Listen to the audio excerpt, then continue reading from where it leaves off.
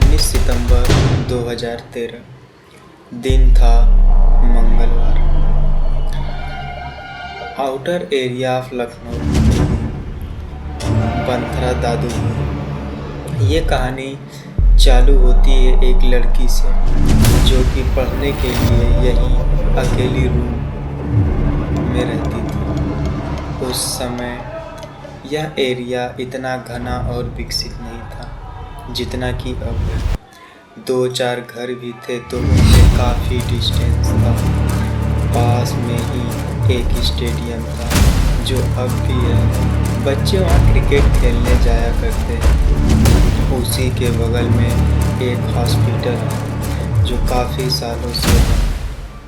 यहाँ के लोग कहते हैं कि रात के 11 बजे हॉस्पिटल के ग्राउंड फ्लोर की लाइट ब्लिंक करने लगती है, इसलिए 7 बजे के बाद वहाँ कोई नहीं जाता।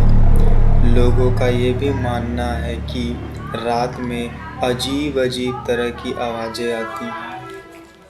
वहीं एक बगीचा है जिसमें एक बूढ़े बाबा रहते हैं। वो भी अकेले ही रहते हैं, उनकी फैमिली दिल्ली में रहती है।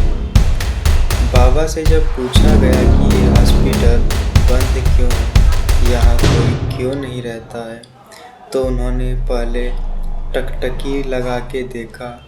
उनके चेहरे पर एक डर सा था। पहले तो वो बताने से मना कर रहे थे, पर जिद करने पे उन्होंने बताया कि आज से करीब 11 वर्ष पूर्व यहीं पास में एक लड़की रहती थी। मुझे आज भी याद है वो तारीख, 19 सितंबर। सुबह से बिन मौसम बरसात चालू हो गई थी और बारिश शाम तक नहीं रुकी। उसी बारिश के बीच शाम को शोर होता है कि उस लड़की के मुंह से अचानक खून निकलने लगता है। आसपास कोई बड़ा अस्पताल नहीं था, इसलिए स्थानीय लोगों ने जल्दी से इसी अस्पताल में उसे एडमिट करवा दिया। 1 से 1.5 घंटे बाद उस लड़की को कुछ आराम हुआ। इस अस्पताल में 2 पुराने डॉक्टर और 3 नर्स रहती थी जो कि देखभाल करती थी। अस्पताल का ग्राउंड फ्लोर खाली था क्योंकि वहाँ अजीब तरह की एक्टिविटी होने लगती थी मरीजों के साथ, इसलिए ग्राउंड फ्लोर को बंद कर दिया गया। अस्पताल के दोनों तरफ बड़ी और लंबी लंबी झाड़ियाँ थी। रात के 11 बजने को आ रहे थे, तभी अचानक फिर से उस लड़की के मुंह से खून आने लगता है। आंखें लाल हो जाती हैं। नर्स जल्दी से डॉक्टर को बुलाती है। डॉक्टर ने उसे बेहोशी का इंजेक्शन देके आगे की ट्रीटमेंट चालू की।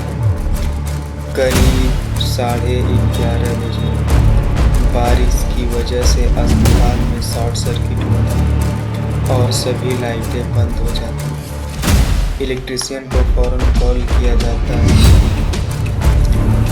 बट वह दूर था तो आने में समय लगता। डॉक्टर बाहर बात कर रहे थे।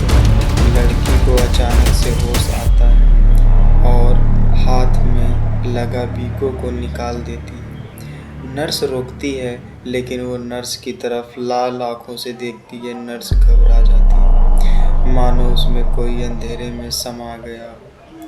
वो सीढ़ी से उसी नीचे वाले फ्लोर पे जाने लगती है। घबराई नर्स दौड़ते हुए डॉक्टर को सब कुछ बताती है।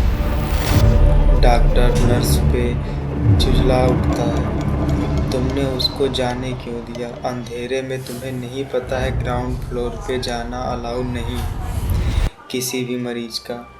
जल्दी से सब लोग लड़की के पीछे ग्राउंड फ्लोर पे जाते हैं। अंधेरा काफी घना था, बिजली भी चमक रही थी।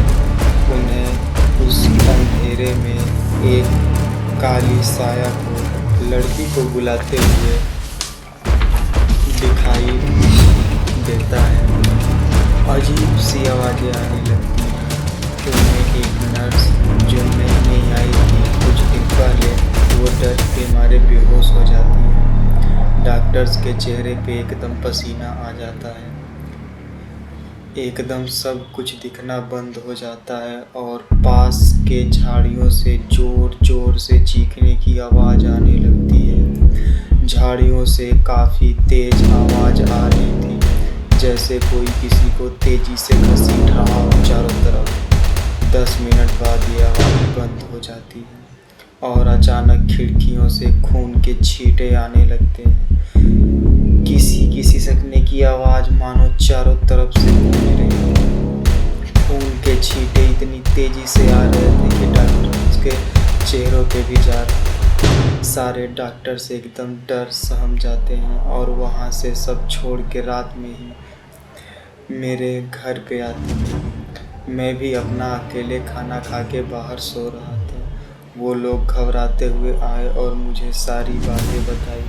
मैंने उनको अपने घर में सोने को बोला। सुबह होते हैं और गांव के सभी लोग आते हैं। अस्पताल में ना वो लड़की मिलती है कहीं